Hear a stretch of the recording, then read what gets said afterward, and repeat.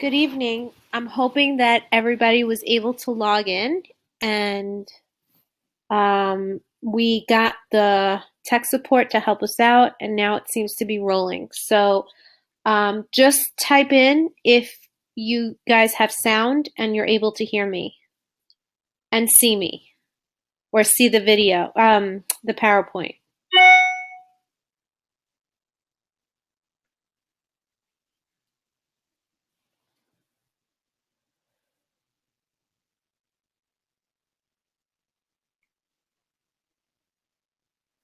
Okay, so we're going to begin. Tonight's topic is called Peaceful Classrooms, Creating Community in the Classrooms. Um, Before I start, I just wanted to make sure that everybody understands what the actual meaning behind peaceful classrooms is. When we think of community and we think of a sense of a broader environment, we should think in threes. We should think that the student, the teacher, and the parents are all part of that peaceful community, right? Because without the parents networking and support, we wouldn't be able to have the students. Without the students, we wouldn't be able to have the teachers. So it's a revolving system, and it should be fluid. So that brings me to my first slide. Okay, an icebreaker. If you could meet and have lunch with one personality from history, who would it be and why? I want you to type in your answer. As you can see here, we have three celebrities, or rather historians as well. To the left, we have Oprah Winfrey. In the middle, we have Ben Franklin. And to the right, we have Fred Astaire. So I want you to think back for a moment and think who you would have lunch with and why. Just type in your answer. And I don't know why I got caught off guard. It's not Fred Astaire. I apologize. It's Groucho Marx. I don't know why I said Fred Astaire, but I apologize.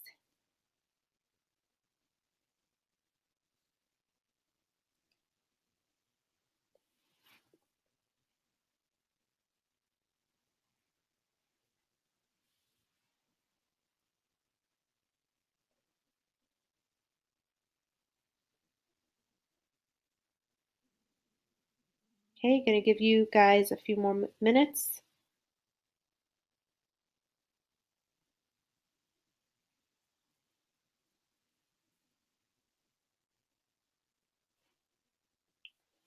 Okay, somebody typed in, I believe it was Nadi. She wrote, I want to meet former President Obama. I loved his leadership and him as a president who brought healthcare to my family. I can understand that for sure. And I guess even though he's not here, I'm glad that you thought out of the box. So that was really good that you actually wrote that. And if he were to come to your school, what would you say to him? Then my next question would be, what would you say to him about creating that community within your school?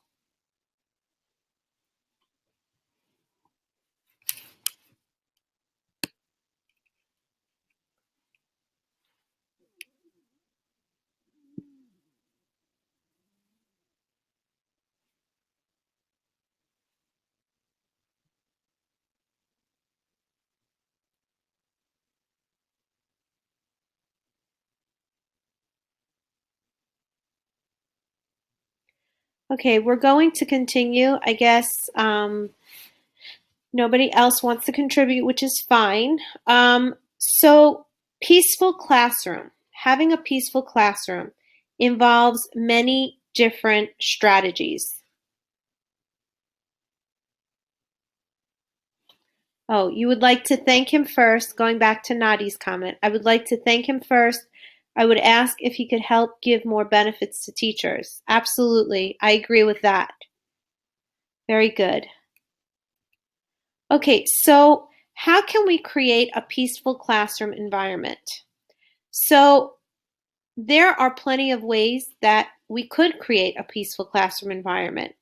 And there are many different rituals that help us with this environment. And when I say the word rituals, the definition, as you can see, is actions, activities, or ceremonies that reinforce a desired behavior. Just like we ask the children to bring in something from their culture, we usually ask that so that we can learn from them and they can teach us just like we can learn from them. So, in order to create a peaceful classroom, there has to be certain functions of our classroom that should operate as consistently as possible. And tonight I brought to you 5 types of rituals: opening rituals, closing rituals, activity rituals, classroom management rituals, and school-wide rituals. And when I use the word rituals again, those are to provide a sense of safety and community in the classroom. Those are to provide clear expectations, such as rules and certain things that we request of the children that are in our care.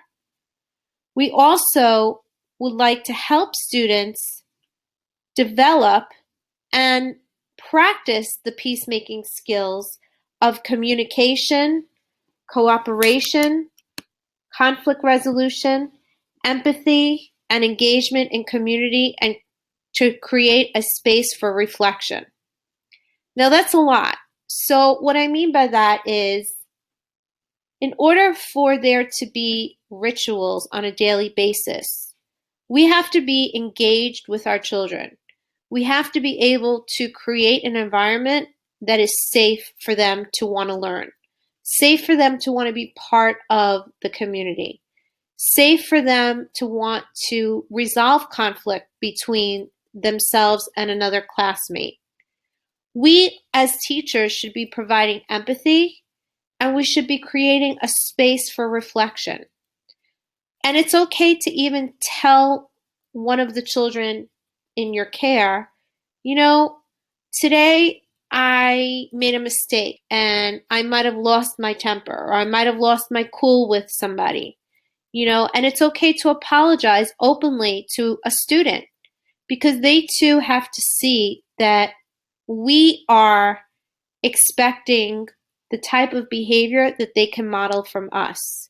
How are we to be perfect in their eyes? We are never going to be perfect. So it's really important that we show the children that we practice the same type of peacemaking skills that they need to learn. How can we use rituals effectively?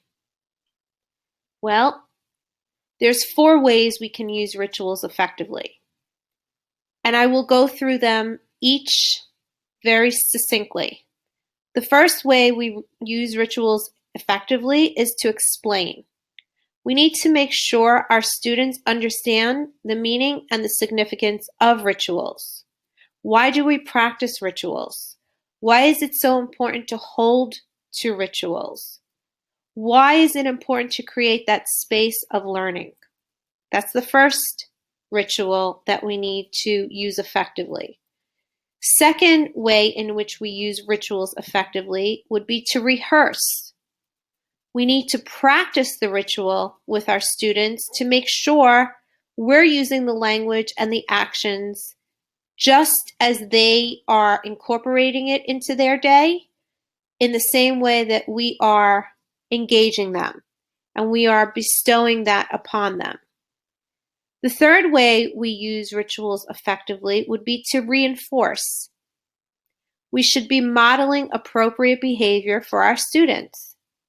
Again, going back to creating that way in which we communicate and creating that space for reflection, we should always be able to be true to who we are.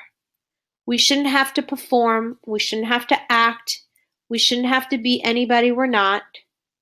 But we should be able to create a peaceful environment.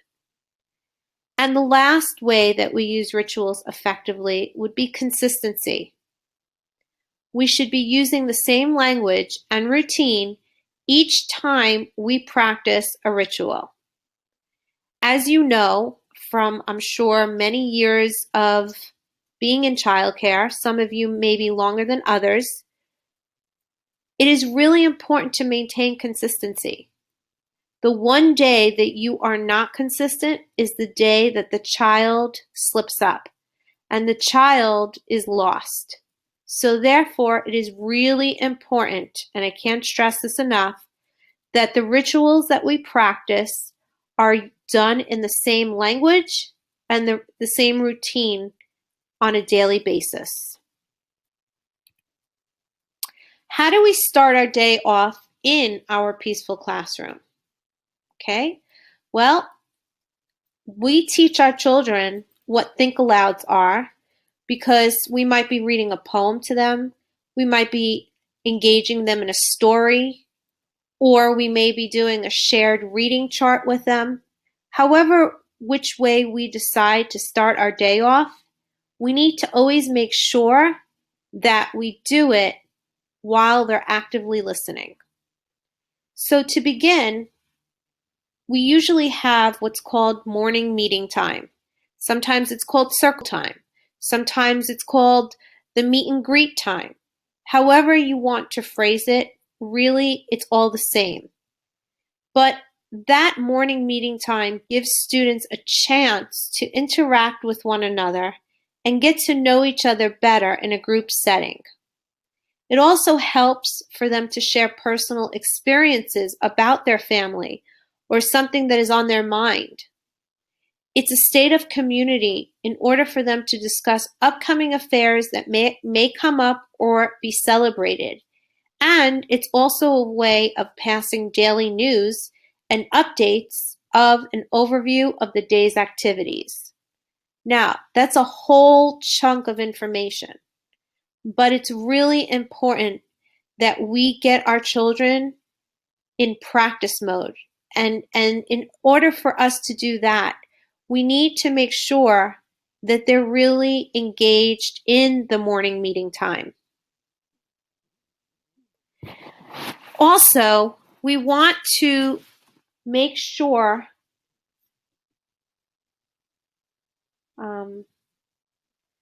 okay, excuse me for one moment, I'm reading the comments. Okay, so in order for you to practice any of those 4 rituals, I guess the response of which one would be most effective for you and why. I see that Antonine, she wrote that she would do rehearse, and the reason is because children will learn more faster and effectively if they see you do it. But I feel that all 4 rituals should be combined into one big ritual, and I absolutely agree. That is actually a great way of putting it, because if you are to rehearse, yes, it becomes almost like a routine and rote, and the children have something to expect. And then they're able to know that this is something that we do every day, and therefore they look forward to it. So that's a great way of putting it. And also, Emily has said that in order for you to practice a daily ritual, you say one kind thing during circle time about someone in the classroom. That is absolutely true. So that in itself creates a sense of peaceful community.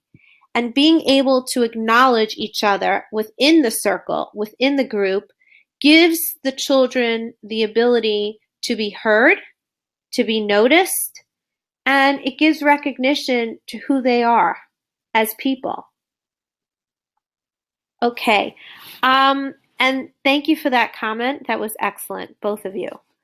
So continuing, in order to start our day off in a peaceful classroom, rituals also help explore what students have retained from the day before by assessing them in a game-like fashion. So in order for us to explore if the children in fact retain the information, we can do it in a way in which helps by assessing them in sort of like a game.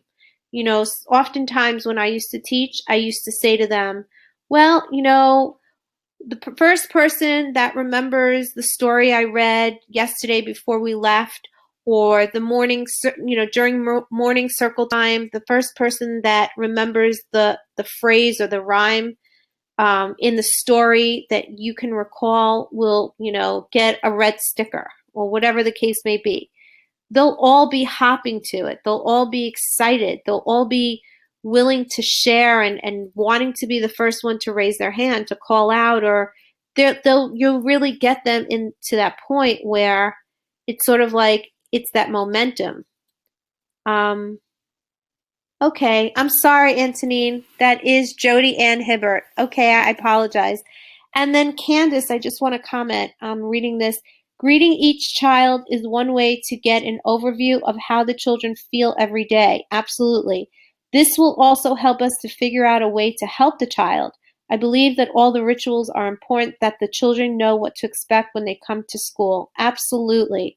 Um, in order for us to figure out a way to not only help our children, but for them to also remember, help each other. I think that's a really important point. It's not so much to help us to learn more about them, but I think when we create a community and a sense of peace in our classroom, it's really important that the children get to know one another. And Nadia also said, I would also say something nice about the child, and calling by their name will create a calmer environment. Absolutely. Getting to know the children's names, having them know each other's names, and exchange something of interest on both in both ends, one child to another, is so important, because oftentimes what happens is they're just used to hearing our voices and they're just used to hearing our questions. But it's really important that they hear from one another. Okay? So let me get to my third point on this slide. Charts that explore feelings and how children can cope. Okay, so I'm sure you guys are all familiar with the feelings chart. And I'm sure that in the morning, after you call upon every child in attendance, you might do some calendar and some weather, and you might do some practice numbers and whatever the case may be, days of the week, story starters, sentence starters. But it's really important that you also gauge, how are they feeling today? And that will create a space for reflection. Ultimately, we want to know and we want to get to the bottom of each child's feelings, how they are coping with their morning, how are they coping with one another. When we call them out and we call their attention to that, it creates for a more peaceful environment. And it really creates that kinship and that friendship between all of them. So this would be my how are you feeling chart, and this this is just a sample, but the ones that are store bought are usually the ones with the different types of faces. I'm sure you know what I'm talking about, where they have about 10 to 15 different type faces. This is just a feelings where you would, let's say, put their name inside the boxes and then scroll down and keep a list of all the children and find out who is happy, who is sad, who is angry, who is calm, anything else, who is embarrassed, who is being silly this morning. And it's a good way to, again, keep them engaged and really get to know how it is or what type of morning they came to school with, just to get a sense of where they're at emotionally. Okay, promoting peace with closing rituals. So closing rituals would be at the end of the day. Just as opening rituals send the message that the day has begun, closing rituals send the message that it's time for the students to ease into transitioning to a culmination of daily activities. I always used to close the day by doing a repeat of what I did in the morning. That's one way of doing it. You can read a silly poem at the end of the day because they're already tired and they just don't want to even, have to pay attention for one more minute. So it's really important that we end the day on a peaceful note, on a calm note. We want to make sure that we give them each recognition for doing well today. Maybe even point out a compliment, like such as, Johnny, I really like the way you helped Susie today build that tower during block time. Or Johnny or Susie, I really like the way you helped Michelle clean up in housekeeping. Do you think you could do that again with one of your other friends tomorrow? But we always want to close on a positive note. We never want our children leaving our care and feeling upset by something that happened during the day. It's just a reminder of, I don't want to come to school tomorrow. That wouldn't be a good idea. It would be really important to plant that seed of, you know, peace of what can you take away from today that would make you happy going home. The closing circle is a helpful end of the day ritual. The closing circle provides an opportunity for your class to review the day's activities, reflect on the work they have done, and show appreciation for one another. So it's really, really important that we end the day by providing them with a review. What did we learn today? What was your favorite part of today? Who can tell us, and you can even throw in a question about a story that you read to them or a lesson you taught them in science. Who can tell us how a seed germinates again? What were some of the steps because Miss Erica forgot, something like that. You want to bring them back and reflect on the work that they have done. I see that Nadi wrote in, I praise my students with a treasure box or a sticker on their behavior chart. Excellent. That's exactly what you want to do because you want to give them the opportunity for them to feel like they deserve it.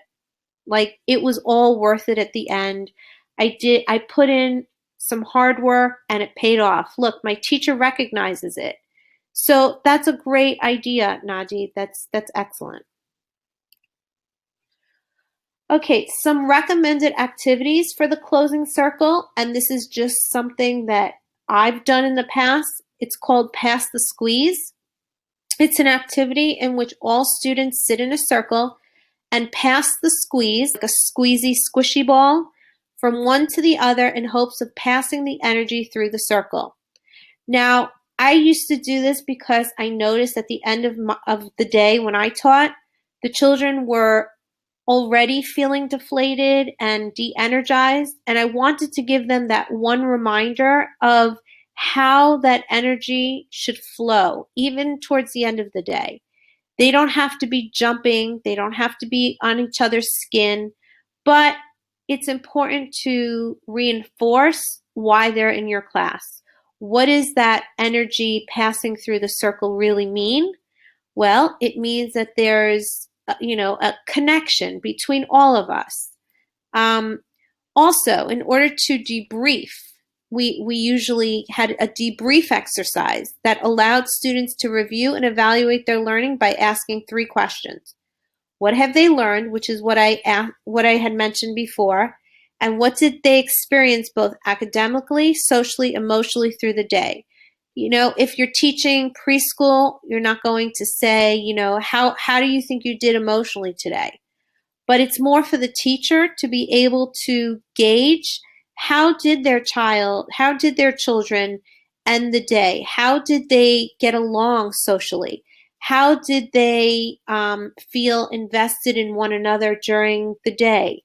Was there a lot of conflict in the class? Did the lesson plans that the teacher did, was that conveyed throughout, the daytime? Did you see what was being taught? Did you see that being incorporated in center time? And then so what? So what means allows the students to think about why they played the game and the day's lesson.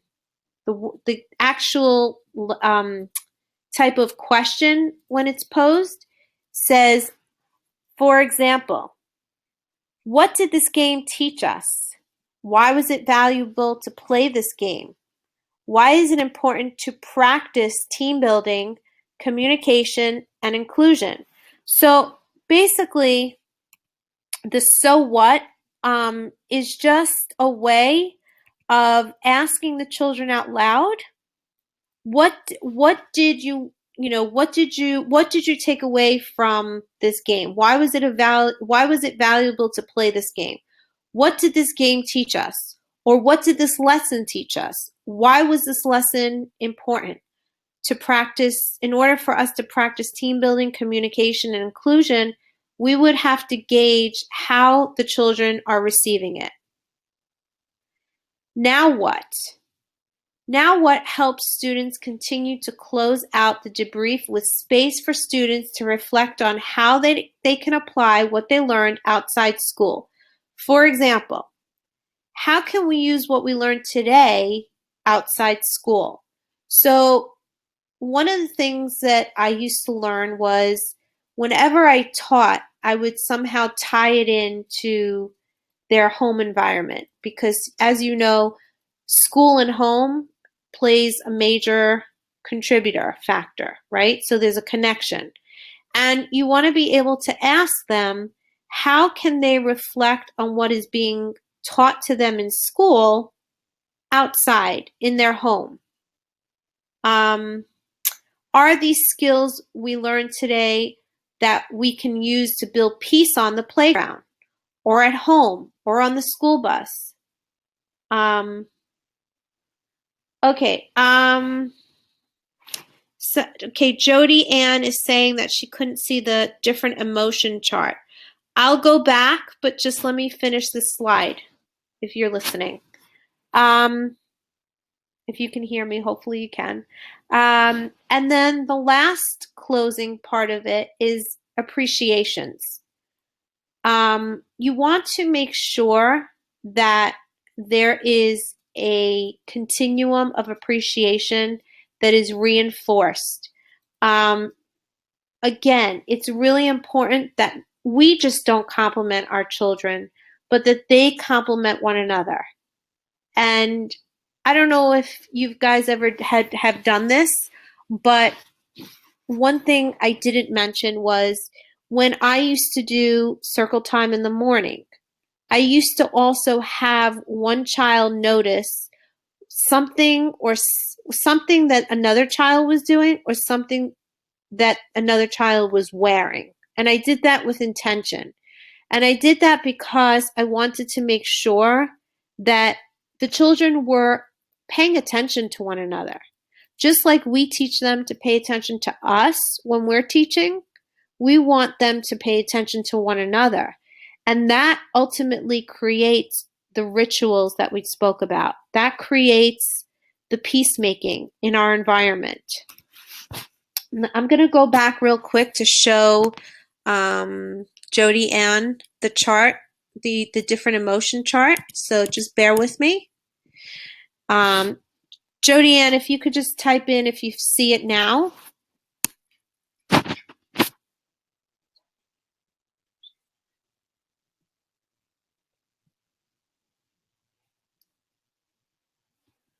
Okay.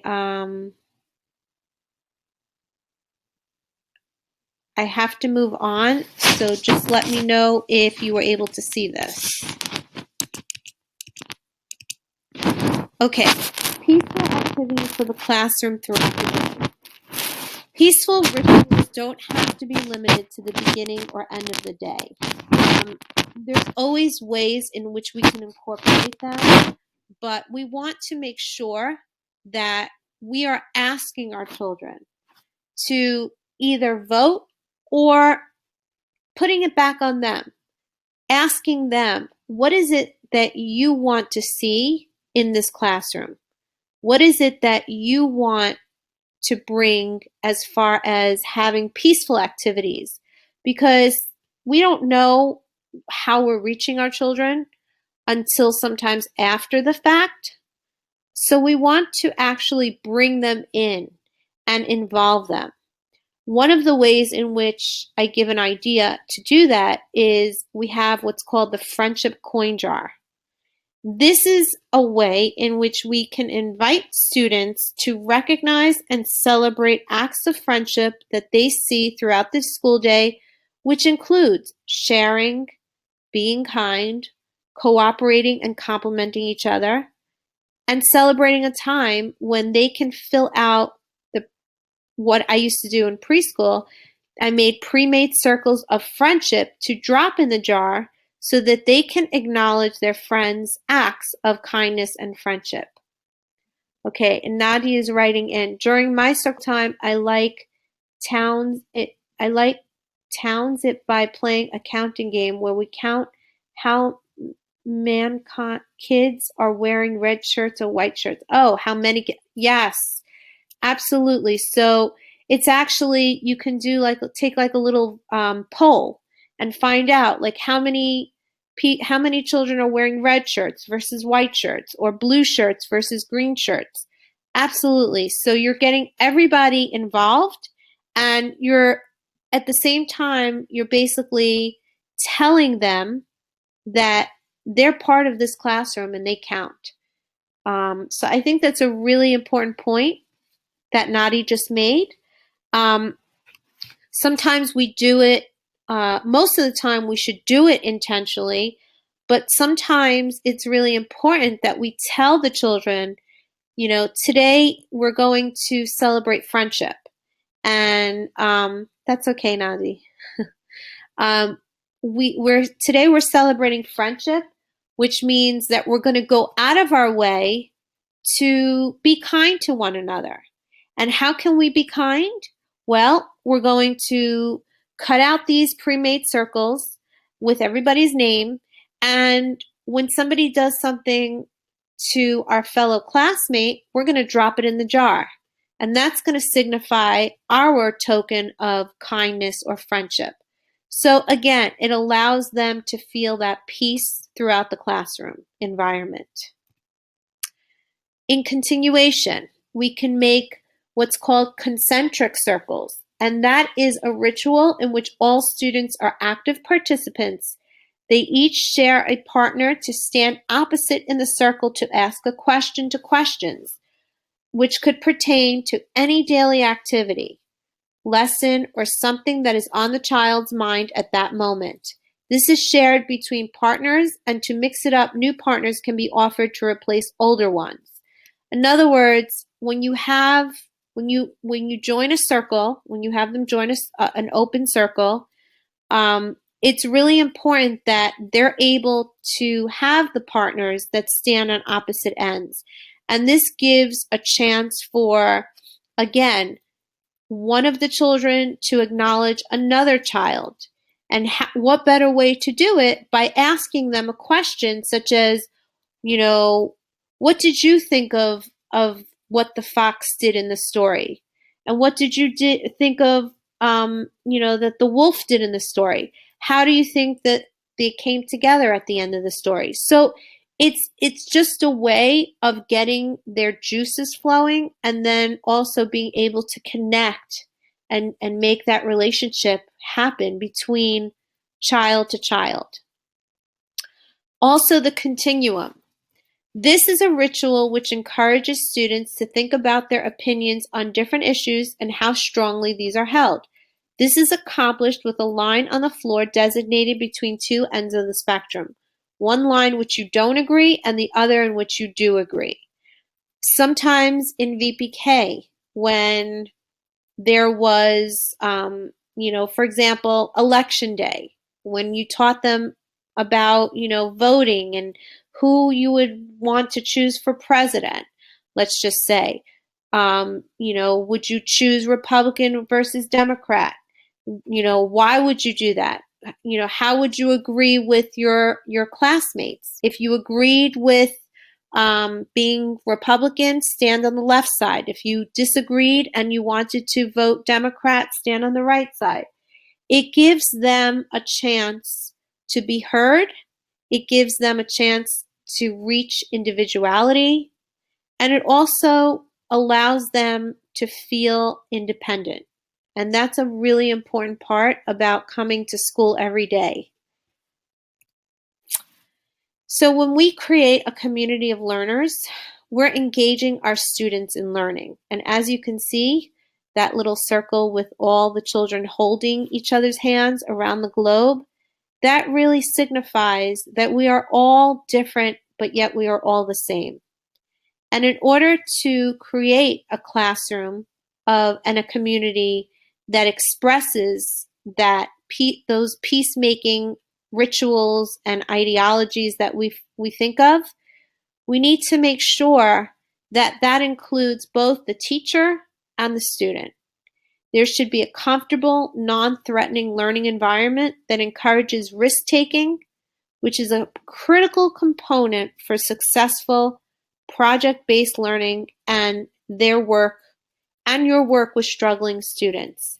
So in other words, it doesn't matter if there's any disabilities in the classroom. It doesn't matter if there's different levels of learning happening in the classroom.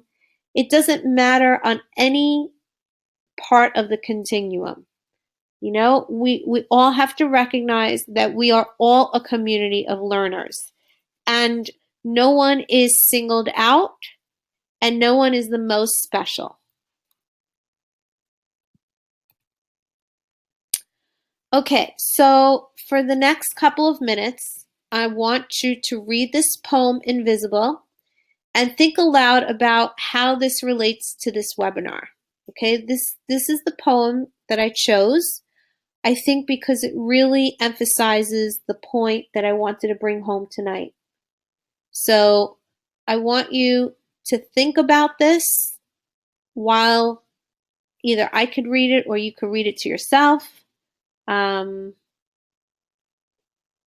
Okay, I'm going to read it just in case maybe some people, are having difficulty. The title is Invisible, and it's by Jane Medina. If I stay very still and breathe very quietly, the magic happens. I disappear, and no one sees me, and no one hears me, and no one even thinks about me. And the teacher won't call on me being invisible. I'm perfect. I can't make mistakes, at least. Nobody sees them, so nobody laughs. I'm going to give you a few moments. I want you to really think about what the poem or how this relates to any area of your life as a teacher. And why you think I chose this poem in order to drive home the message of this topic tonight. Peaceful classrooms, creating community in the classroom. And I will give you a couple of minutes to really think deeply as to why, again, or rather, how you can relate to this poem to any area of your life as a teacher or in general, even not as a teacher. How does this relate to creating a peaceful environment?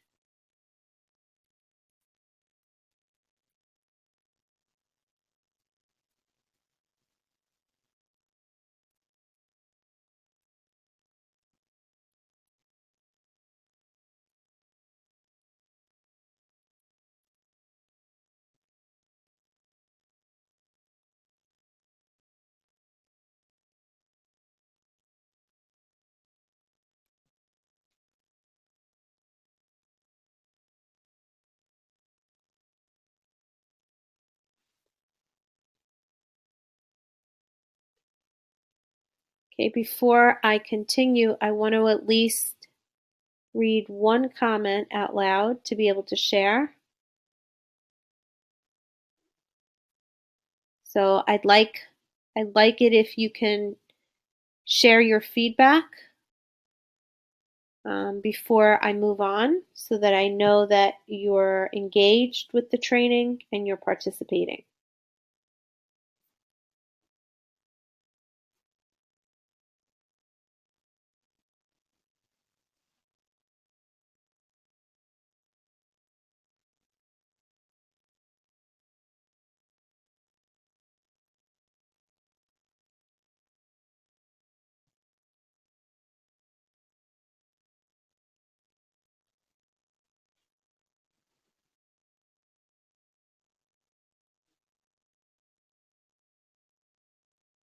Okay, so Nadi, you're on the ball tonight. I loved your comment.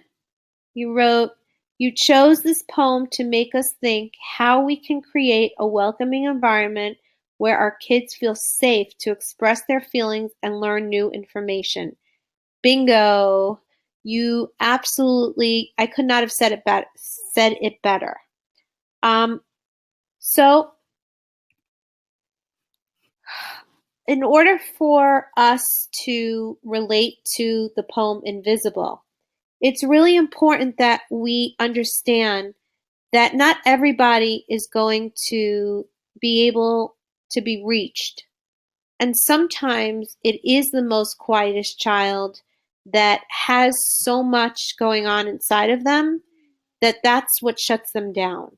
And it's really important that we take the time as teachers in order to help them to build those relationships with each other and between teacher and student. And we want to make sure that they're engaged. We want to make sure they're participating in the community of learners that are around them, because there are some students that are going to remain invisible. And we have to actually extract that from them. Sort of like, you know, a prickly pear. We know the pear is prickly on the outside, but what we get on the inside is so worth it because it's the sweet juice. And we have to almost think of our students sometimes that way. And we can't always compare, oh, I love Johnny because he's got a great personality and I wish I had 20 Johnnies.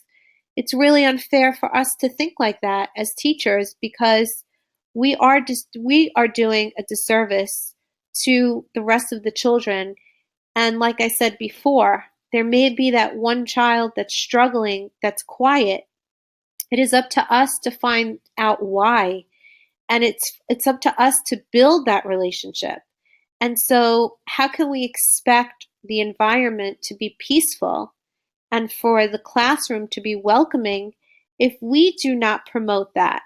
So, we as teachers need to take the time to make sure no one is invisible.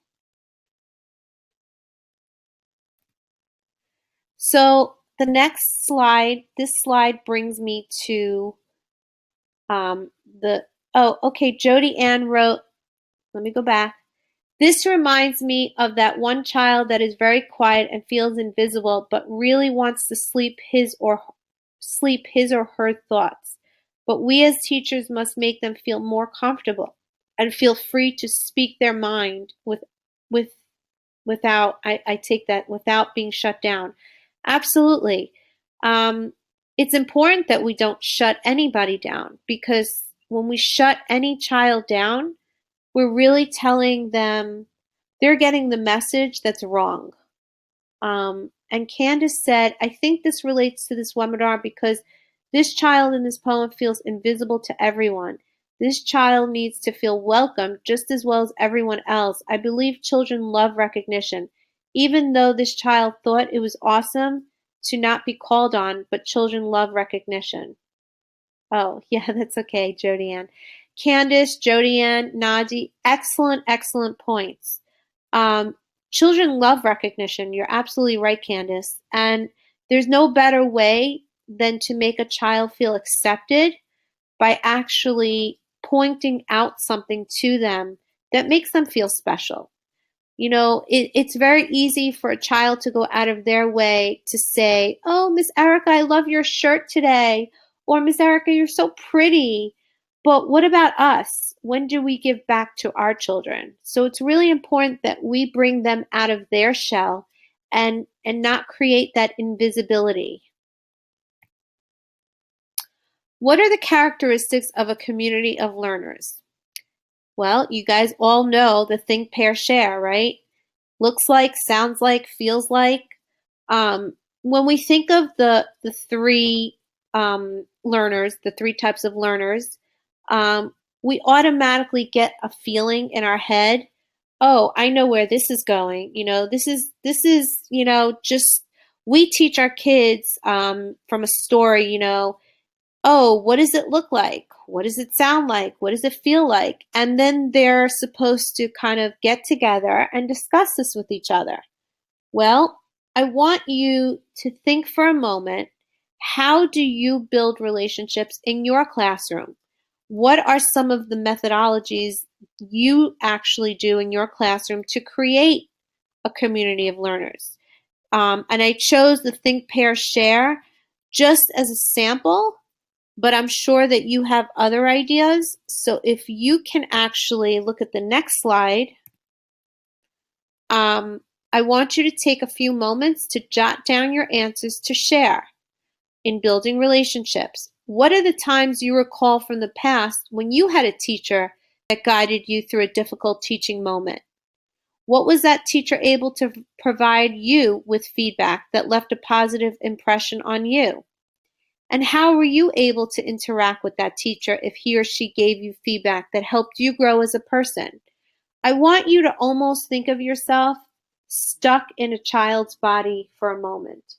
And I want you to put yourself in your children's body, so to speak, because a lot of the times, we forget they're only 3 years old and 4 years old and 5 years old. They're very young, and we all forget that we forget what it was like when we were young. So we need to almost go back down memory lane and think about, how did we build relationships with our teachers? Okay, Nadia wrote in, I built relationships by learning about my kids' interests. Excellent. Okay, could you explain more? What exactly did you learn about your children's interests? How did you learn about them? Did you do some form of activity to get it out of them? Did you ask them certain questions, open-ended questions? And also, if you can answer these three questions that are on the screen, pretty short little answers would be fine.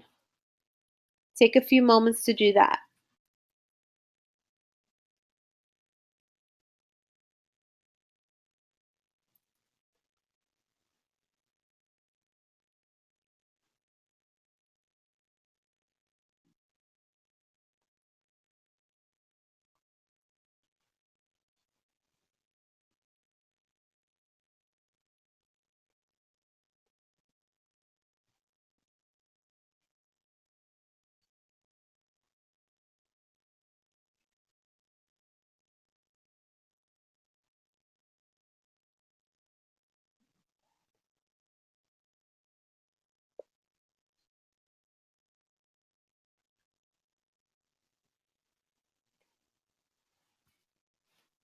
Okay, Emily wrote, you can learn a lot when the student can be teacher for the day. Absolutely.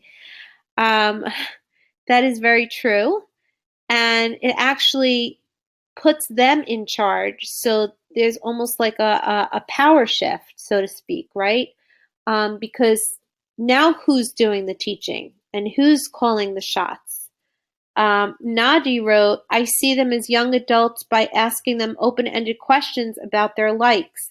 I learned this technique when I first became a teacher. Excellent. Yes, oftentimes it's really important that we ask them these open-ended questions, right? Because we can't we can't answer for them, but when we ask them questions in a way that really teaches them to go beyond the simple answer, we're really we're stretching their minds. We're stretching their learning, and that's so important. Um, okay, so in building relationships, um, it's really important to make sure that, going back to the beginning of the training, that we show our children that we can be as vulnerable as they can be with us. So, for example, when you're reading a story and, I don't know, you forget a character's name, or you make a mistake and you teach them something by accident that, it's confusing, or whatever the case may be, it's important to show your children that you're human too and that you can make a mistake. And it's also important that you show them that it's hard sometimes to get through certain points in the day because maybe the children aren't listening to you. Maybe they're not really paying attention and you get upset. So it's important that you show the children that in order to build on that relationship, you can be as honest and as impressionable on them as they are with you. That really makes for a very open relationship. And it also helps the interaction. No children are going to open up to you if they feel uncomfortable in front of you. Okay, Emily also wrote, I had a co-teacher show me to be completely free and unstructured when teaching my 4-year-old. We got rid of tables in the classroom for most of the day except for snack and lunchtime. Life was so much easier. I love that. Wow. Um, that is such a cool thing, I think, because what that teacher is showing or was showing you was that, there you can be like your children. You can be as free as them, you know. And sometimes we as teachers think that we have to be these rigid, disciplinarians that, expect our children to be perfect, and we expect certain things from them. But it's okay to be in the moment, and it's okay to just show our children that we could be fun too. And ultimately, they're going to learn more, and they're going to even want to learn more. And the feedback is just going to be, off the charts. So definitely great ideas. Okay, in continuing, rituals for a peacemaking school. Okay. Having several rituals that are practiced school-wide creates both a cohesive community with a shared culture of compassion and empathy for people who are different, and a student body skilled at working together to solve community problems peacefully. Here are some rituals that can help you build this community. Before I even get to that, in order for us to understand what I mean by that is when we take a look back at all of our rituals and how we can create them within our community, within our schools, it's really important to understand that we embody a a whole plethora of cultures. And again, I've said this in other trainings, that it's really important for us to see how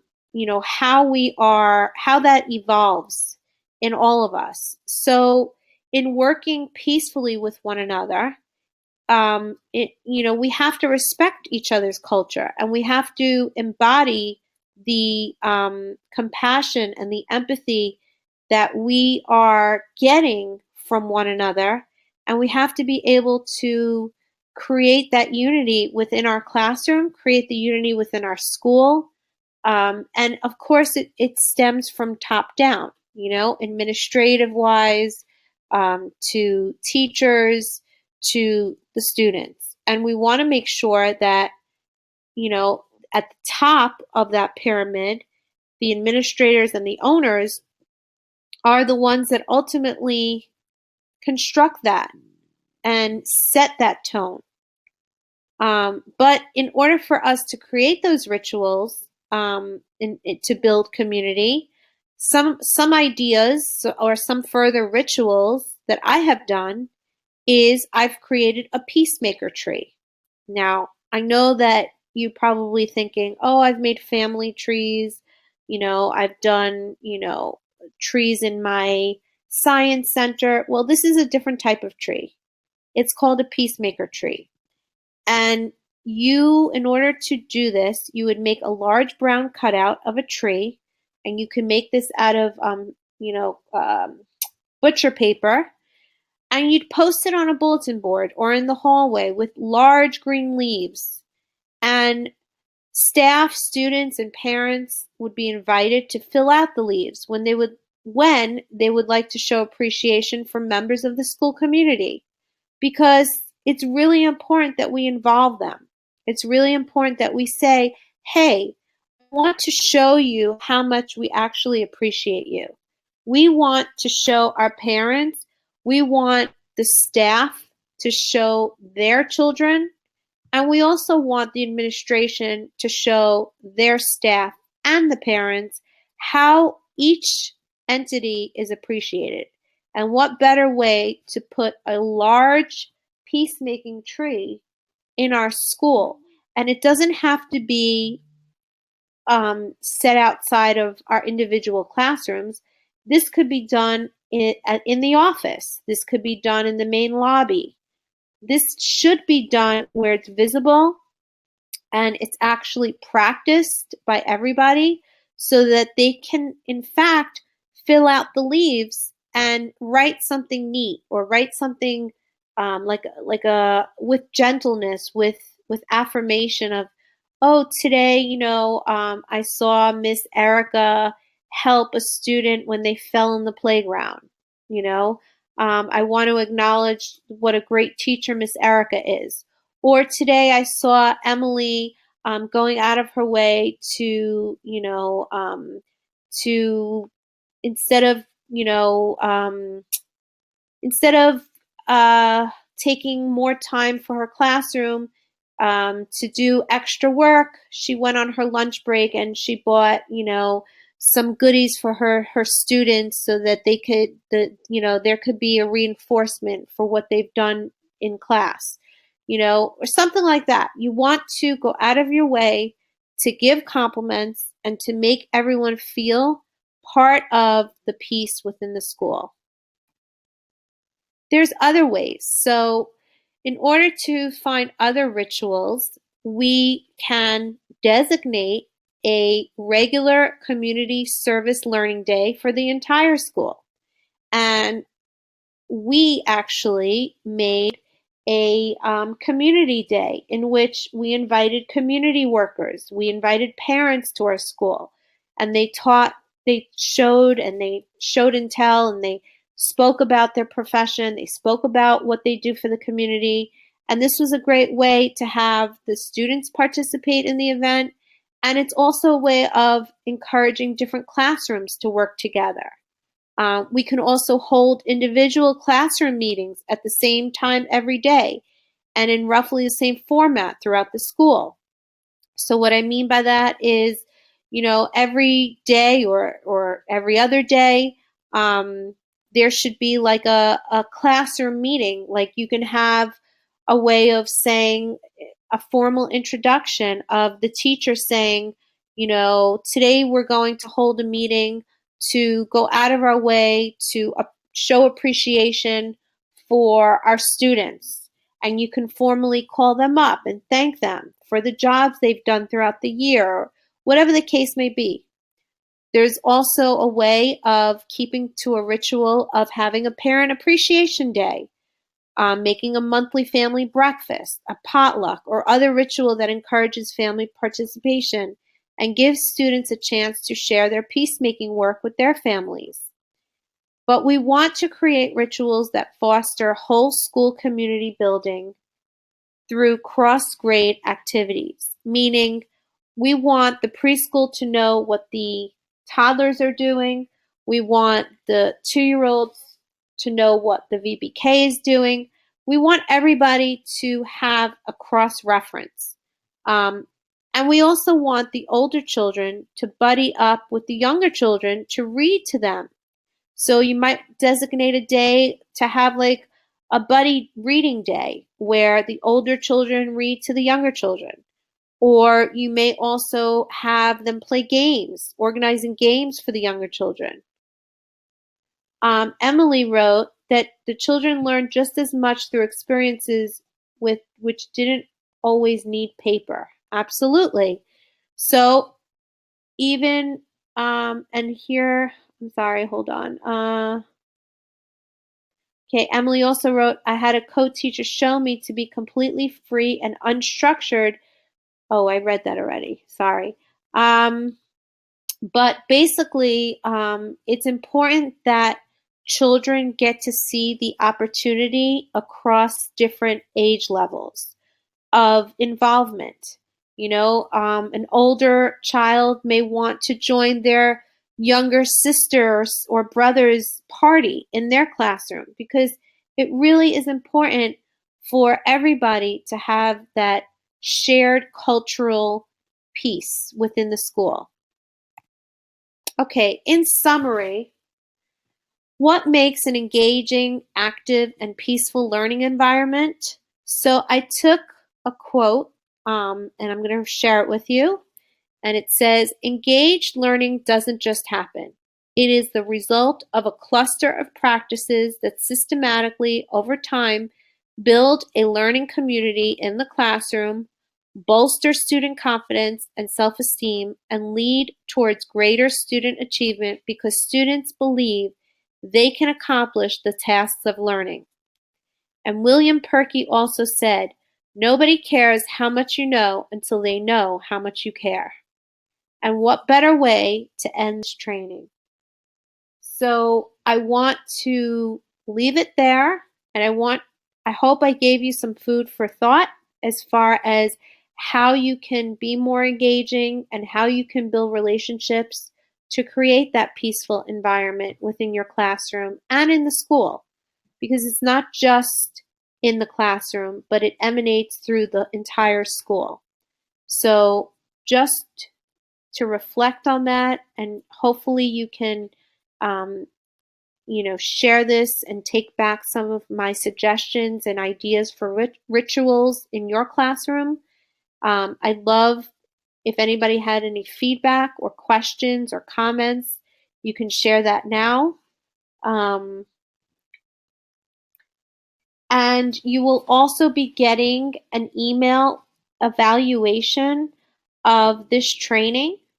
So, and as also for me on my end, meaning you'll be evaluating me as the facilitator.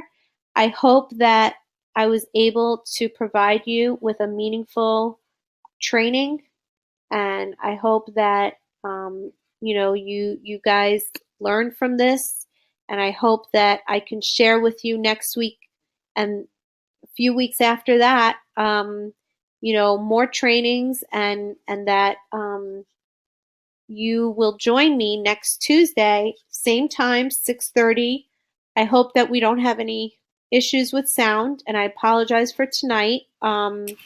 And I hope that you come back and join me next week. So again, if anybody had any comments before I log off, okay. Thank you, Emily, for enjoying this training. I enjoy teaching. Have a good night, everybody. Bye. Signing off.